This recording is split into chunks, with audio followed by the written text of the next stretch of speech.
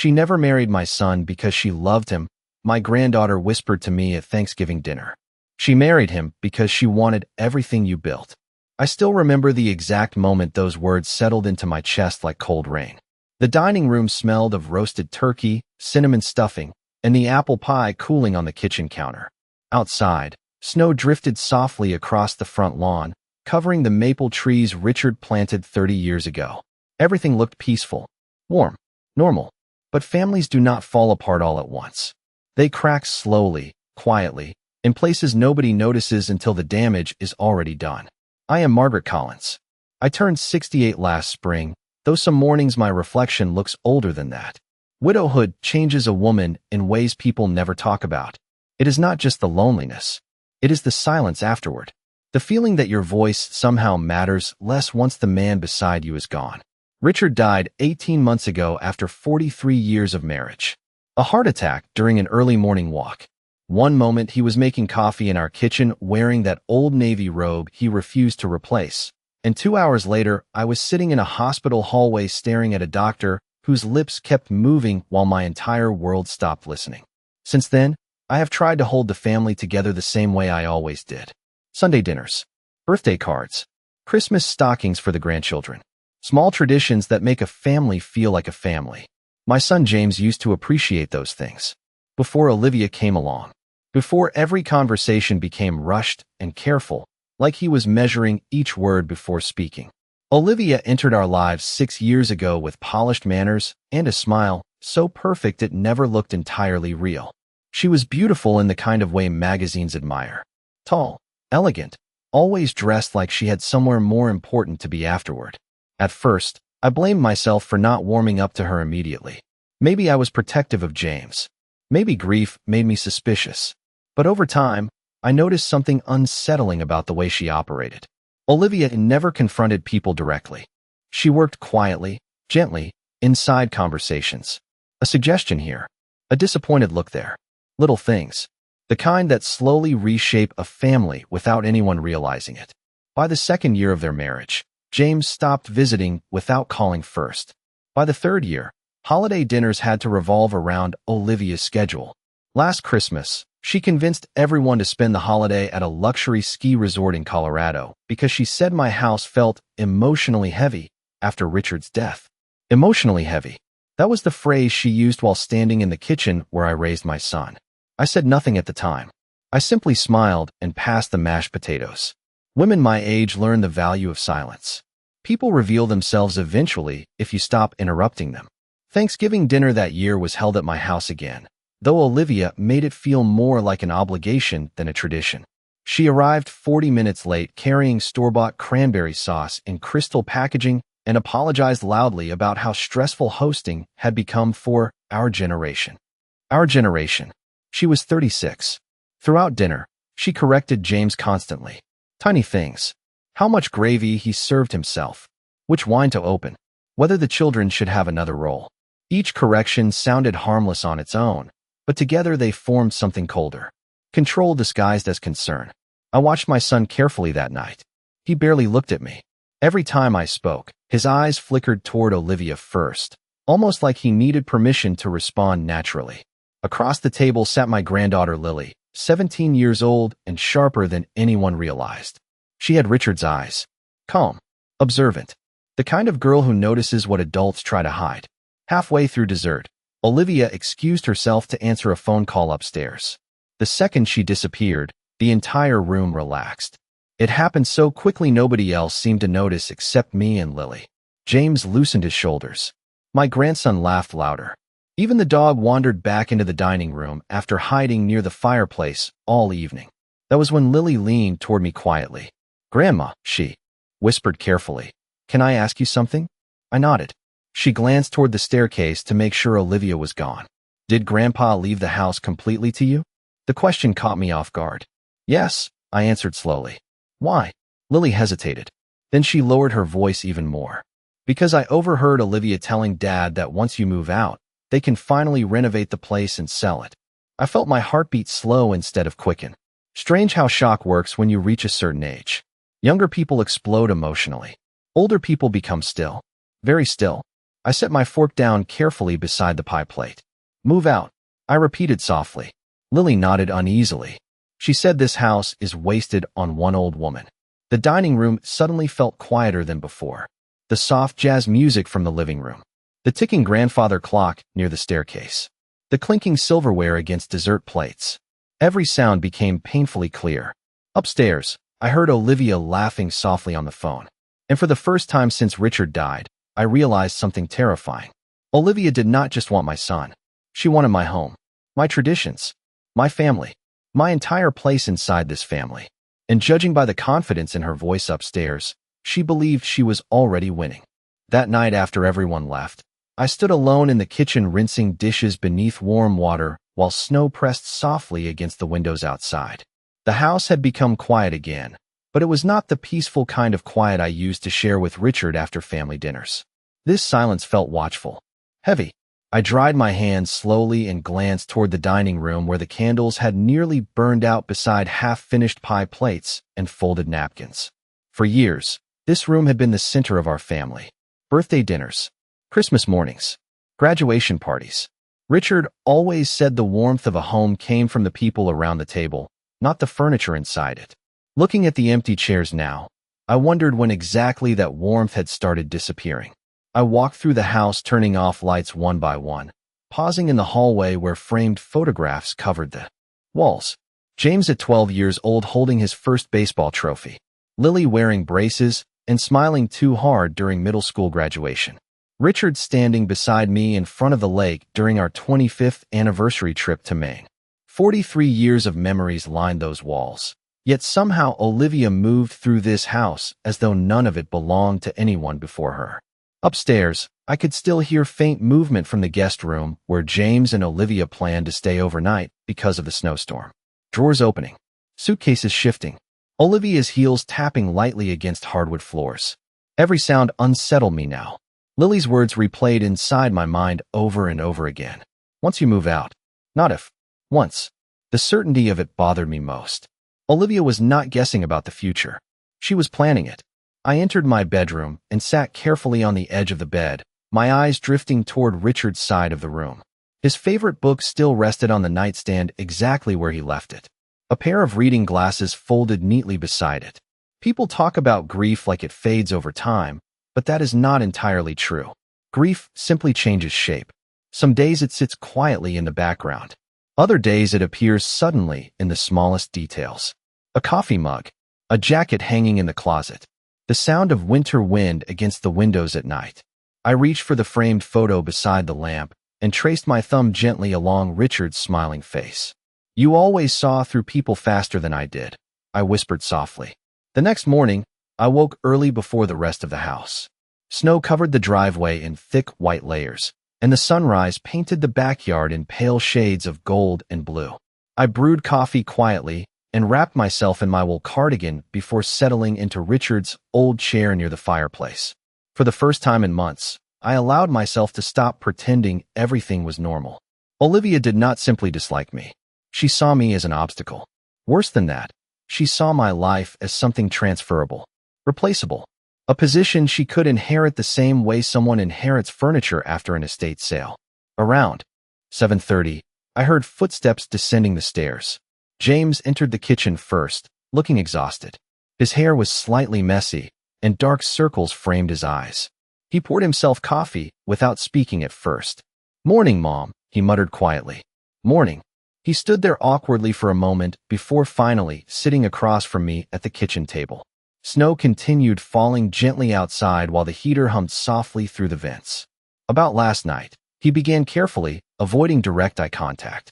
Olivia did not mean anything by those comments. I almost smiled at that. Comments. Such a harmless little word for something sharp enough to divide a family. "Which comments?" I asked calmly. James hesitated immediately. "You know what I mean." "Yes." I did know. That was the problem. "Your wife seems very concerned about what happens to this house after I am gone," I said quietly while stirring cream into my coffee. James rubbed his forehead. "She just worries about the future." "Whose future?" I asked softly. That question hung heavily between us. Before he could answer, Olivia entered the kitchen dressed perfectly as always, despite the early hour. cream sweater, gold earrings, makeup flawless enough to belong on television. She smiled the second she noticed us talking. "You two are up early," she said brightly. James straightened immediately in his chair. The change was instant. Subtle, but obvious once you noticed it. Olivia walked behind him and rested a hand lightly on his shoulder before glancing toward me. "I was thinking," she said casually. "This house would actually look incredible with an open floor plan." I stared at her quietly over the rim of my coffee mug. She continued speaking as though discussing weather. "The dining room wall could come down completely. Modern buyers love larger entertaining spaces now. Modern buyers, not family buyers." James shifted uncomfortably beside her, but Olivia either did not notice or did not care. "Of course," she added quickly with a polished smile, "that is years away." Years away.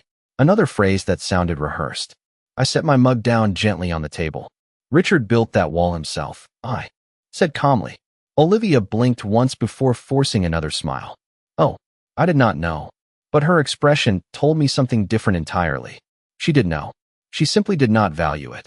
And in that moment, watching her stand inside my kitchen already redesigning pieces of my husband's memory while he had not even been gone 2 years, I realized something painful. Olivia did not just want my family's future. She wanted to erase its past. The rest of that weekend passed beneath a layer of forced politeness so thin I could almost see through it. Olivia floated through my house like someone touring property she already owned. She complimented the crown molding in the dining room. She measured wall space with her eyes while pretending to admire family photographs. She even asked whether the upstairs guest bedroom could eventually become a nursery renovation for future grandchildren. Future grandchildren. The phrase sounded sweet enough on the surface, but every word from her carried 2 meanings now. By Sunday afternoon, the snowstorm had cleared, leaving the neighborhood covered in bright white sunlight that reflected sharply through the windows. James loaded suitcases into the back of their SUV while Olivia stood near the front porch scrolling through her phone in a cream-colored coat that probably cost more than my first car. I watched them quietly from the kitchen window while drying coffee cups. Something inside me had shifted over the past 48 hours. Not anger exactly. Clarity. There is a difference. Anger clouds judgment. Clarity sharpens it. Before leaving, Olivia stepped back inside the house one final time. "Oh," she said casually while adjusting her gloves. "I almost forgot. James and I were talking about hosting Christmas at our place this year instead." I kept my eyes on the dish towel in my hands. "We have always celebrated Christmas here." Olivia smiled politely. "Traditions evolve." There it was again. Another harmless sentence carrying the quiet violence of replacement beneath it. James stood near the doorway looking deeply uncomfortable. "Mom, it is not a big deal," he muttered softly. "Not a big deal. Funny how people say that only when something matters deeply to someone else." I nodded once and forced a small smile. "Of course." Olivia kissed James lightly on the cheek and walked toward the driveway, looking satisfied with herself. But before stepping outside completely, she paused near the staircase and glanced back toward the living room where Richard's portrait hung above the fireplace. "You know," she said thoughtfully, "this house has amazing resale potential because of the neighborhood." Then she smiled again and left. I stood completely still after the front door closed behind them. The house became silent except for the ticking grandfather clock near the hallway. Tick, tick, tick. Every sound suddenly felt louder than before. Resale potential. She talked about my home the same way investors discuss shopping centers. I walked slowly into the living room and stared at Richard's photograph above the mantel. He looked exactly the way I remembered him during our last vacation together in Vermont. Relaxed smile. Flannel jacket. One hand tucked casually into his pocket. Richard always believed people eventually revealed their true intentions through repetition. Listen carefully. He used to tell me whenever business partners acted overly charming, people say exactly who they are over time. Olivia had been saying exactly who she was for years. I simply had not wanted to hear it. Monday morning arrived cold and gray. I spent most of the day sorting old paperwork in Richard's study while soft jazz played quietly from the radio. Organizing papers helped settle my thoughts. Insurance documents, tax records, retirement accounts, property deeds. Richard handled finances carefully throughout our marriage, and after his death, I learned every detail myself. Women from my generation were often treated like guests inside financial conversations until suddenly widowhood forced us to become experts overnight. Around noon, my phone buzzed beside the desk. Lily. I answered immediately. Hi, sweetheart. Grandma. She whispered softly, sounding nervous. Can you talk? My stomach tightened slightly. Of course. There was a pause on the other end before she finally spoke again. Dad and Olivia were arguing. Last night after they got home. I leaned back slowly in Richard's chair. About what? You. Just one word. Quiet. Heavy. Lily lowered her voice further. Olivia was upset because you did not react the way she expected. That almost made me smile. And what reaction was she expecting? Another hesitation followed. I think she thought you would offer to move eventually.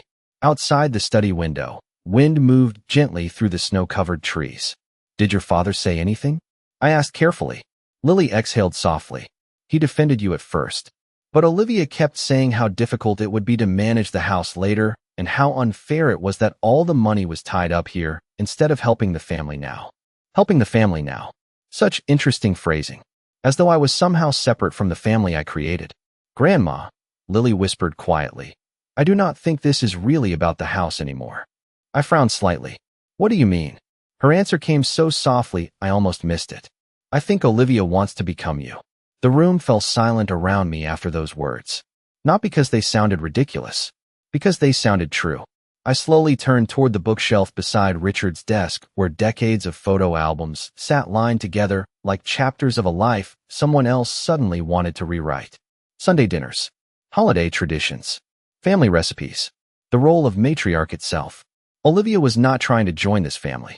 She was trying to replace the woman holding it together. And for the first time since this began, I realized something important. People like Olivia only succeed when everyone else stays silent. The following week, the house felt different to me. Not physically. The walls still carried the faint scent of cedarwood from Richard's old workshop in the garage, and the floorboards still creaked near the staircase exactly the way they always had. But emotionally, something had changed.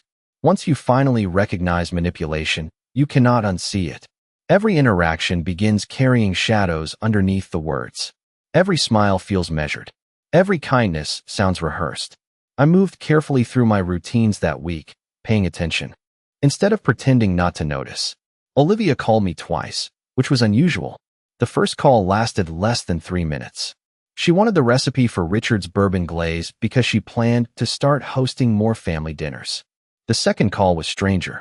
She casually asked whether I had considered downsizing since maintaining a large home alone could become emotionally exhausting at your age. At your age? Such an innocent phrase on the surface. Yet women like Olivia understand exactly how to weaponize concern. I answered politely both times. Calmness unsettles manipulative people more than confrontation ever does. Thursday afternoon, I drove downtown for my yearly appointment with our family attorney, Harold Bennett. Richard and I had worked with Harold for over 25 years. He handled our wills, investments, property taxes, and every legal document attached to our lives together. His office occupied the second floor of an old brick building near Main Street, above a bookstore that smelled permanently of coffee and dust. Harold greeted me warmly the moment I stepped inside. Margaret, he said softly, removing his glasses. You look tired.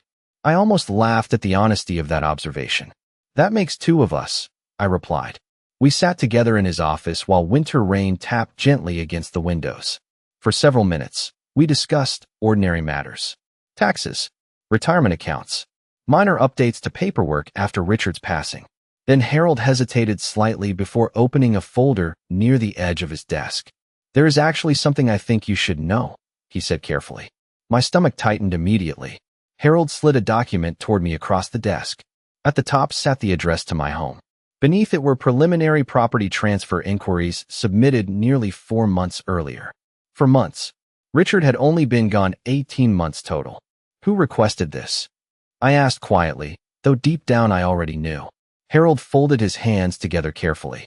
Your son and daughter-in-law attended a consultation in September. September. I stared silently at the date while memories rearranged themselves painfully inside my mind. September was the same month Olivia insisted we cancel Richard's memorial fishing trip because she said dwelling on grief prevents healing. The same month James stopped mentioning finances around me altogether. They wanted information about trust transfers and potential ownership restructuring. Harold continued cautiously. Ownership restructuring. Lawyers have elegant ways of describing betrayal. Did James seem comfortable during this meeting? I asked softly. Harold looked uncomfortable himself now. Honestly, I nodded. He sighed quietly. Your son barely spoke. Olivia handled most of the conversation. Of course she did. I looked down again at the paperwork resting in front of me. Olivia had already begun planning the future of my home while I was still learning how to sleep alone after 43 years of marriage. What struck me most was not the greed itself. It was the timing, the patience, the calculation behind it. Harold leaned forward slightly. Margaret, I normally would not interfere in family matters, but Richard was my friend. His expression grew serious. I think you should protect yourself legally before this situation escalates. Outside, rain streaked across the office windows while cars moved slowly through downtown traffic below. I felt strangely calm. Not because the truth hurt less, because the truth finally made sense. Every subtle comment, every suggestion about moving, every conversation about modernizing the house.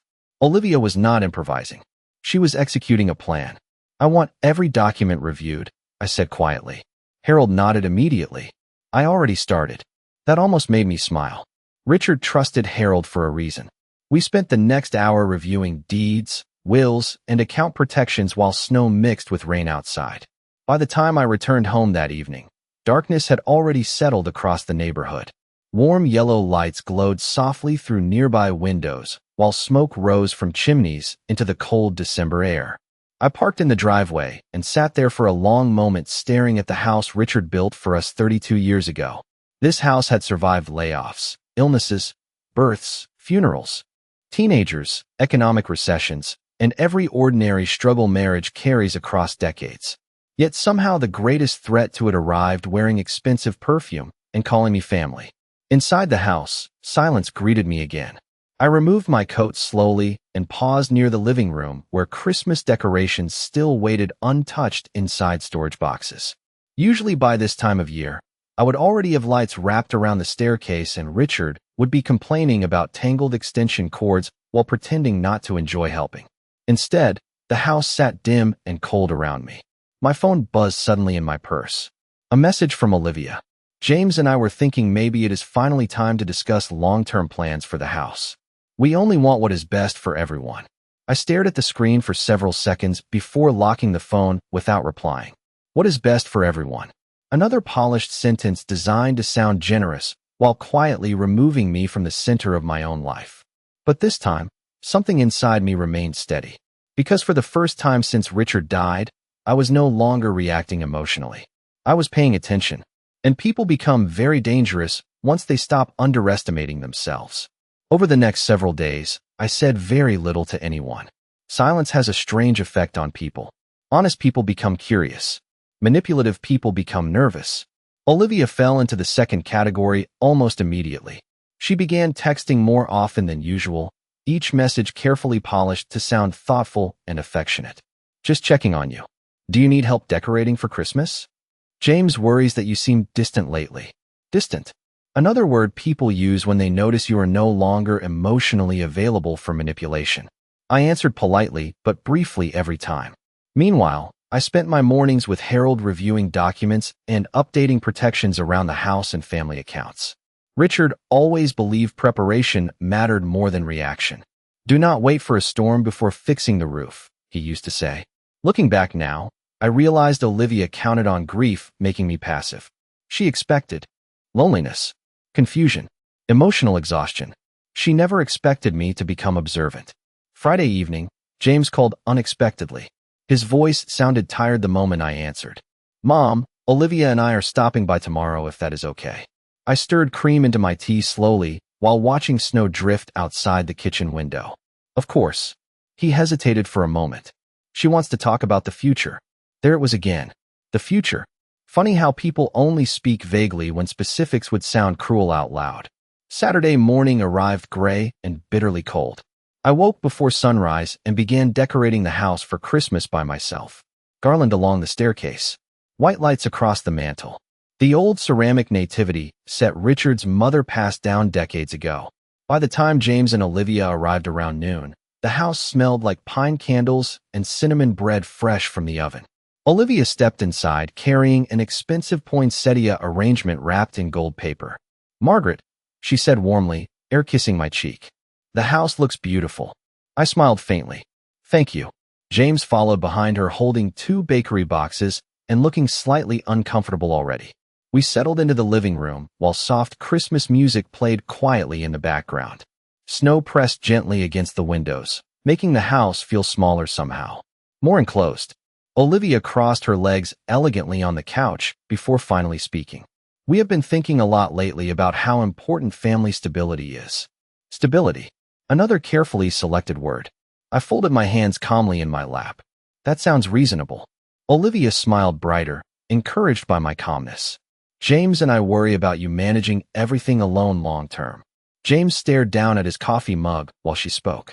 "The house is large, expensive, and honestly, maintenance becomes overwhelming at a certain point." At a certain point. I noticed she never directly used words like old or incapable. Olivia preferred elegant cruelty. "We found a beautiful retirement community 20 minutes away," she continued smoothly. "Private cottages, full amenities, security, transportation, retirement, community." There it was, finally spoken aloud. James finally cleared his throat softly. "Mom, nobody is trying to push you into anything." I almost pitied him in that moment. He sounded like a man repeating lines he desperately wanted to believe himself. Olivia leaned forward slightly. "We just think this could simplify everyone's lives." Everyone's lives. Again, as though my existence existed primarily in relation to their convenience. I looked around the living room quietly while she spoke. The stockings hanging above the fireplace. Richard's favorite chair near the bookshelf. Family photographs covering the mantel. This house carried fingerprints from an entire lifetime. Olivia saw square footage. "And what happens to the house?" I asked calmly. Olivia answered immediately. Too quickly. "Well, obviously James would oversee things. We could renovate eventually. Increase the property value significantly." There it was again. Not memory. Not family legacy. Property value. I glanced toward James slowly. "Is that what you want?" He looked trapped between us. "I just want everyone taken care of." Such a careful answer. The kind given by people afraid of honesty. Olivia reached over and squeezed his hand gently before looking back at me. "Margaret, families evolve. Sometimes people need to step into new roles." New roles. I almost smiled then because suddenly everything became perfectly clear. Olivia did not want acceptance from this family anymore. She wanted authority inside it. She wanted the holidays, the traditions, the emotional center of the Collins family itself. And in her mind, that could not happen while I remained standing where Richard and I built it together. "Can I ask you something, Olivia?" I said softly. "Of course." Her smile remained perfectly composed. "When you married my son, what exactly did you think you were inheriting?" The room became completely silent after that. Even James looked startled. Olivia blinked once, her polished expression faltering for only half a second before recovering. I do not understand the question, but I think she did. Perfectly. I leaned back slowly in my chair and studied her carefully for the first time without pretending otherwise. The expensive jewelry, the controlled smile, the constant need to position herself at the center of every family conversation. "Richard spent 43 years building this family with me," I said quietly. "That is not something another person simply steps into because they married my son." James lowered his eyes immediately. Olivia sat very still beside him now, her pleasant mask tightening at the edges. Outside, wind moved softly through the snow-covered trees while Christmas lights reflected warmly across the windows. For the first time since Richard died, I no longer felt uncertain inside my own home. Because once someone finally reveals exactly who they are, fear disappears. And in its place comes something much stronger. Olivia did not speak for several seconds after I asked that question. The silence stretched across the living room while snow drifted quietly outside, and the Christmas lights reflected softly against the windows. James stared down at the floor, his jaw tight with tension. For the first time since this all began, I saw uncertainty flicker across Olivia's face. Small, brief, but real. Then, just as quickly, her polished smile returned. "Margaret, she said gently. I think you are misunderstanding me. Misunderstanding. Another elegant little shield people use when the truth becomes uncomfortable. I folded my hands calmly in my lap and held her gaze without blinking. Am I? Olivia leaned slightly forward, her voice softening into something almost sympathetic. I know losing Richard changed everything for you. There it was again. That careful framing. As though grief itself had made me irrational. Fragile. Easy to dismiss. But families have to think practically, she continued smoothly. James and I are trying to plan responsibly for the future. James finally spoke quietly beside her. Olivia, but she touched his arm lightly before he could continue.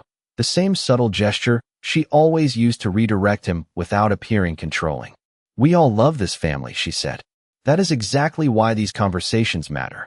I almost admired how skillfully she performed concern. Almost. Because underneath every polished sentence sat the same message. Move aside. Step down. Become smaller so someone else can take your place more comfortably. I stood slowly from my chair and walked toward the fireplace where Richard's photograph rested beside the Christmas garland. The room fell silent behind me. Do you know what Richard loved most about this house? I asked quietly without turning around. Neither of them answered. I smiled faintly at the photograph instead. It was never the property value, never the neighborhood, never the size. My fingers brushed gently against the mantel. He loved that everyone always felt safe here. The word hung heavily in the room. Safe. Because suddenly I realized something important. My home had not felt safe since Olivia began treating it like a future investment opportunity. Behind me, I heard James exhale quietly. Mom, his voice sounded tired. Smaller somehow. I turned slowly and looked directly at my son. Your father built this house board by board after working 10-hour shifts for years, I said softly. Do not let anyone convince you it is just real estate. James lowered his eyes immediately. Olivia remained perfectly composed beside him, though I noticed the tension tightening around her smile again. Nobody is disrespecting Richard, she replied carefully. Then stop talking about his life like it is waiting to be remodeled, I answered calmly. Silence again. Heavy this time. Outside, wind moved through the trees while the old grandfather clock near the hallway ticked steadily forward. Tick, tick, tick. Olivia stood first. I think emotions are running high today, she said smoothly while reaching for her purse. Maybe we should continue this conversation another time. There it was. Retreat disguised as maturity. But I noticed something else too. She was unsettled. Truly unsettled for the first time. Because manipulative people rely heavily on predictability. Tears, guilt, fear, defensiveness. They prepare for emotional reactions. What they do not prepare for is calm resistance. James stood slowly beside her, but lingered awkwardly near the couch. Mom, can we talk privately for a second? Olivia's expression shifted almost. Invisibly. Tiny changes become obvious once you start watching carefully. Of course, I said. Olivia hesitated before finally stepping into the kitchen under the excuse of refreshing her coffee. The second she disappeared, James rubbed both hands across his face heavily. I did not know she scheduled meetings with lawyers, he admitted quietly. I studied him carefully. But you knew she wanted the house. He swallowed hard before nodding once. She kept saying it made sense financially. Financially. Funny how greed always dresses itself in logic eventually. And what do you think? I asked softly. James looked around the living room slowly. At the stockings hanging above the fireplace. At the old piano in the corner. At the framed family photographs covering the walls. Honestly, he whispered, I think I stopped noticing how much she changed things. That sentence hurt more than I expected. Because it was true. Olivia had not taken over this family all at once. She did it gradually. One holiday. One decision. One redirected tradition at a time. Dad used to call this place the anchor, James said quietly, still staring around the room. No matter what happened in life, this house always felt steady. I nodded slowly. That is because your father protected it emotionally, not financially. James looked at me then with an expression I had not seen on his face in years. Shame. Real shame. Before either of us could continue, Olivia returned carrying fresh coffee cups on a tray, smiling again as though nothing uncomfortable had happened moments earlier. There we are, she said brightly. No reason for everyone to feel tense before Christmas. Tense. Another carefully chosen word that erased accountability from the room. I accepted the coffee politely without breaking eye contact with her. Olivia smiled back perfectly. But something had changed now. She understood I saw her clearly. Not the polished version she showed neighbors and friends. The real version underneath it. And once a manipulative person realizes you finally recognize them, they stop feeling confident. They start feeling threatened. After that afternoon, Olivia became noticeably more careful. Around me. Not kinder. Careful. There is a difference. She stopped mentioning renovations directly. She no longer talked openly about retirement communities or property values. Instead, she shifted tactics completely. Compliments. Concern. Invitations. The manipulation became softer once she realized direct pressure was no longer working. The following Tuesday, she invited me to lunch downtown at a new restaurant near the riverfront. Just the two of us, she said brightly over the phone. I think we deserve a chance to reconnect. Reconnect. Interesting word considering we had never truly connected in the first place. But I agreed anyway. Because sometimes the easiest way to understand someone completely is to let them keep talking. The restaurant overlooked the frozen river, with large windows framed by evergreen garlands and white lights for Christmas. Olivia arrived 10 minutes late wearing a camel-colored coat and gold jewelry subtle enough to appear tasteful while still looking expensive. She hugged me lightly before sitting across from me near the window. You look lovely today, she said warmly. I smiled politely. Thank you. For the first 15 minutes, conversation stayed harmless. Holiday shopping. Weather. Lily's college applications.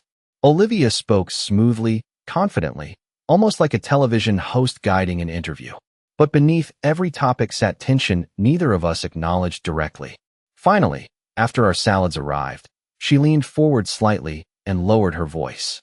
Margaret, I know things have felt uncomfortable lately. I folded my napkin carefully beside the plate. Have they? Olivia smiled softly. I think grief affects families differently. There it was again. Grief. Always grief. As though every concern I raised could be explained away by loneliness and age instead of intuition and observation. I loved Richard too, she continued carefully. I know how important this house is emotionally. Emotionally. She always framed my attachment to the home as sentimental rather than rational. I notice these things now. Every single one. But sometimes, she added gently, holding onto the past too tightly can prevent people from moving forward. I looked out the window toward the frozen river before answering. Forward for whom? That seemed to unsettle her slightly. Only slightly. Olivia recovered quickly. For everyone, she said with another polished smile. Families evolve. Roles change over time. Roles. There was that word again. I stirred my tea slowly while studying her expression. Then I asked the question that had been sitting quietly in my mind for weeks. Olivia, did you ever want your own family? She blinked in surprise. Of course. Then why are you trying so hard to replace mine? For the first time since meeting her, Olivia truly lost control of her expression. Just for a moment. But it happened. Her smile disappeared completely. Her eyes hardened slightly around the edges. Not sadness. Not guilt. Irritation. Like someone frustrated that a game was becoming harder to manage. That is unfair, she replied quietly. Is it? I asked calmly. You have spent years slowly repositioning yourself at the center of every family tradition we built long before you arrived. Olivia sat very still now. I married James. That makes me part of this family. Part of it, I said softly. Not owner of it. Silence settled heavily between us while soft Christmas music drifted through the restaurant speakers overhead.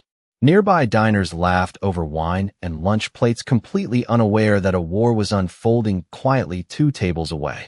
Olivia leaned back slowly in her chair. You know, she said carefully, James worries about you more than you realize. There it was. The first attempt at emotional leverage. Does he? I asked. He feels torn constantly, she continued. You make him feel guilty every time we discuss practical plans. Practical plans. Again. I almost smiled.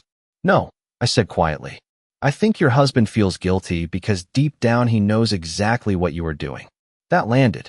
I could see it immediately in the way her fingers tightened around the stem of her water glass. Olivia looked out the window briefly before speaking again. You really believe I am the villain here? No, I answered honestly. I think you convinced yourself that wanting control was the same thing as wanting family. That seemed to hit something deeper than I expected because Olivia suddenly looked tired instead of polished, human instead of perfect. I grew up with nothing, she admitted quietly after a long pause. No stability, no traditions, no real home. I listened silently. When I met James, your family already had everything I always wanted. Her voice remained calm, but something honest finally slipped through it. And somewhere along the way, I said softly, you stopped wanting to belong here and started wanting to own it. Olivia did not answer, because she could not. The truth sat between us now, too clearly to reshape. Outside, snow began falling lightly across the frozen river while restaurant lights reflected softly against the glass. I looked at this woman sitting across from me and realized something important. Olivia was not simply greedy. She was empty. And empty people often mistake possession for love because they do not understand the difference between being included in a family and becoming entitled to replace it. When lunch ended, Olivia insisted on paying the bill. Another small performance of generosity. We walked together toward the parking lot beneath gray winter skies, our heels crunching softly against fresh snow. Before getting into her car, she turned toward me one last time. James loves you, she said quietly. I know, I replied. Then I held her gaze steadily. That is why this still hurts him. Olivia looked away first. And for the first time since Richard died, I realized the balance between us had finally shifted. Christmas Eve arrived with heavy snowfall and a silence that made the entire neighborhood feel wrapped in glass. White lights glowed softly across rooftops while smoke drifted from chimneys into the dark winter sky. Inside my house, the fireplace crackled gently beside the tree Richard and I bought together nearly 20 years ago from a farm outside town. Some of the ornaments were older than James himself. Handmade paper angels, tiny wooden sleds, faded photographs tucked between branches. Every decoration carried memory. Every corner of this house carried history. By late afternoon, the family began arriving for dinner. Lily came first, wrapped in a long green scarf, snowflakes still melting in her dark hair. She hugged me tightly the second she stepped inside. The house smells exactly like Grandpa's Christmases, she whispered softly. I smiled for the first time all day. That is because some traditions deserve protecting. Her expression shifted slightly after I said that, almost like she understood there was deeper meaning underneath the words. James and Olivia arrived 30 minutes later carrying expensive gifts tied with gold ribbon. Olivia looked flawless as always. Cream cashmere dress, diamond earrings, elegant makeup. She moved through the house greeting relatives warmly, kissing cheeks, complimenting decorations, offering polished smiles to everyone around her. Watching Olivia at family gatherings was like watching an actress who never stepped out of character. People saw charm because they only noticed performance. I saw calculation because I had finally learned where to look. Dinner began peacefully enough. Candlelight flickered across the dining room while snow pressed softly against the windows outside. For a while, conversation stayed harmless. Football, holiday movies, recipes. Lily talked excitedly about college acceptance letters while my grandson Ethan argued with James about which Christmas song was the worst ever written. Laughter filled the room naturally for the first time in months. Then Olivia changed the atmosphere with one sentence. Next year, she said brightly while sipping wine, James and I are thinking about hosting Christmas ourselves. The room quieted slightly. Not dramatically, just enough for everyone to notice. James immediately looked uncomfortable beside her. We have not finalized anything, he muttered softly. Olivia smiled at him reassuringly before continuing. We just think it might be time for newer traditions. There was that word again. Newer. Not additional. Replacement. I noticed Lily stiffened slightly across the table. Ethan looked confused. Even my sister Carol lowered her fork slowly. This house has always been Christmas, Lily said carefully. Olivia laughed lightly. Well, eventually every family changes generations. Generations. Such a harmless word when spoken casually. Such a cruel one when used strategically. I folded my napkin calmly beside my plate before answering. Some things should survive generations. Olivia smiled politely toward me. Of course. But younger families need space to grow too. Younger families. The implication sat quietly in the room between all of us now. I watched James carefully. He looked trapped again. Exhausted. Like a man standing between two versions of home without understanding which one was disappearing. Then something unexpected happened. Lily set her fork down and spoke before anyone else could. Grandpa built this Christmas, she said quietly. The entire table fell silent. Olivia blinked once, clearly surprised. Lily rarely challenged anyone openly. Every memory we care about happened here, she continued softly. The tree, the stockings, Grandma's cinnamon rolls Christmas morning, Grandpa reading stories by the fireplace. Her voice stayed calm, but emotion trembled underneath it. You cannot replace that just because you redecorate another house. Olivia's smile tightened slightly. Nobody said replace. Lily held her gaze steadily. That is exactly what you keep saying, just with prettier words. James closed his eyes briefly beside his wife. I remained completely still, watching everything unfold naturally without interruption. Sometimes the truth arrives more powerfully when spoken by someone else first. Olivia placed her wine glass down carefully. Lily, I think you are misunderstanding my intentions. But Lily shook her head softly. No, I think everyone just stopped saying things out loud until now. Silence spread heavily across the dining room while Christmas lights glowed softly against the windows. Outside, snow continued falling in thick, quiet layers.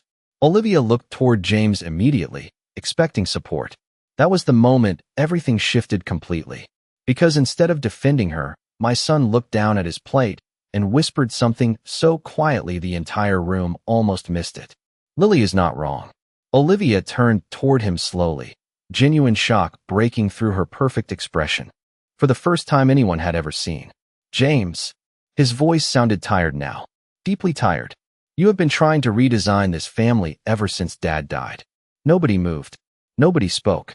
The crackling fireplace in the living room became the loudest sound in the house. Olivia stared at him in disbelief. I was trying to help us move forward. James finally looked directly at her then. No, he said softly. You were trying to become the center of everything. The room remained frozen after that sentence. And sitting there beneath the glow of Christmas lights Richard once hung by hand every winter, I realized something important.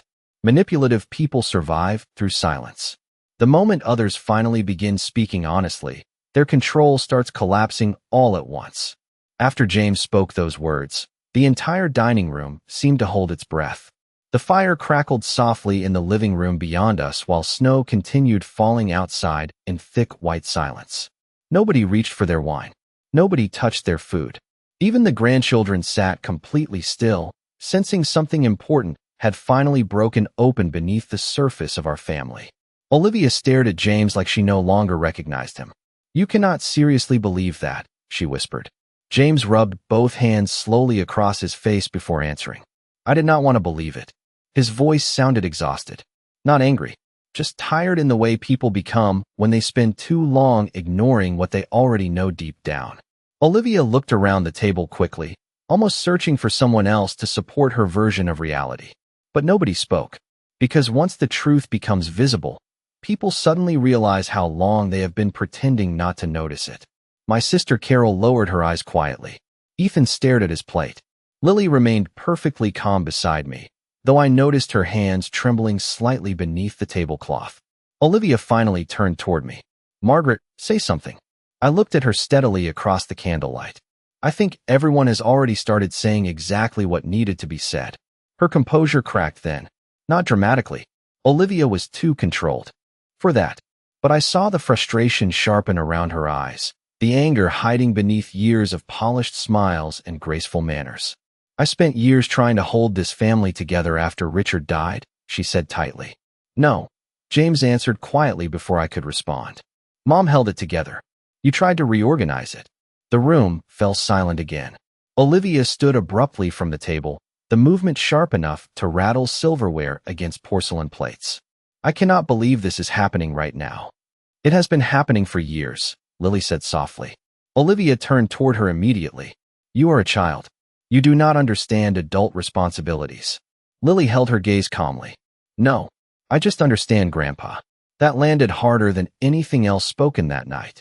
Because Richard had always seen people clearly, especially people who confused control with care. Olivia grabbed her purse from the chair beside her and looked directly at James. Are you coming? For several long seconds, my son said nothing. Then slowly, almost painfully, he shook his head.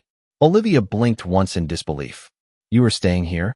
James looked around the room quietly before answering. This is still my home too. Something inside Olivia finally collapsed at those words. Not sadness. Certainty. The certainty she had carried for years that eventually everything in this family would orbit around her if she pushed hard enough and long enough. Without another word, she turned and walked toward the front door. We listened silently as her heels crossed the hardwood hallway, followed by the sharp sound of the door closing against the winter wind outside. The house became quiet again afterward, but not empty. Different. Lighter somehow. James remained seated at the table staring down at his untouched dinner plate. I should have stopped this earlier, he whispered eventually. I studied my son carefully beneath the soft Christmas lights glowing around the dining room. He looked older suddenly. Not physically, emotionally, like someone waking up after years of sleepwalking through his own life. Manipulation works slowly, I said softly. That is why people miss it. James nodded. Weakly. I kept telling myself she only wanted stability. I almost smiled sadly at that. No, I answered gently. She wanted certainty. There is a difference. The rest of the evening passed quietly after that. Carol helped clear dishes while Ethan and Lily moved presents beneath the tree in the living room. At one point, I found James standing alone beside Richard's photograph above the fireplace. The Christmas lights reflected softly across the glass frame while snow pressed against the windows behind him. Dad would be disappointed in me, he said quietly without looking away from the portrait. I walked over slowly and stood beside him. Your father understood people make mistakes. James swallowed hard. I let her make you feel unwelcome in your own family. That sentence hurt because it was true, but pain acknowledged honestly loses some of its power. I reached over and straightened the collar of his sweater the same way I used to when he was little. Families survive hard truths, I said softly. They do not survive silence. James finally looked at me then, his eyes filled with regret and exhaustion. What happens now? Outside, snow covered the neighborhood in quiet white layers while Christmas lights glowed warmly across the street. I looked around the living room Richard and I built together over 4 decades. The stockings above the fireplace. The old piano in the corner. The grandchildren laughing softly near the tree again now that tension had finally broken. Home. Real home. Not perfection. Not control. Just people choosing each other honestly. Now, I repeated quietly. Then I smiled faintly for the first time in months. Now we remember this family belonged to all of us long before anyone tried turning it into property. Later that night, after everyone finally went to sleep, I sat alone beside the Christmas tree with only the fireplace crackling softly nearby. Richard's favorite blanket rested across my lap, while snow continued falling peacefully outside. The house no longer felt threatened, because for the first time since Richard died, nobody inside it was pretending anymore. And I realized something important as I looked around the room. Glowing softly beneath Christmas lights and memory. The strongest women are not the ones who scream the loudest when betrayed. They are the ones who remain standing long enough for the truth to speak for itself.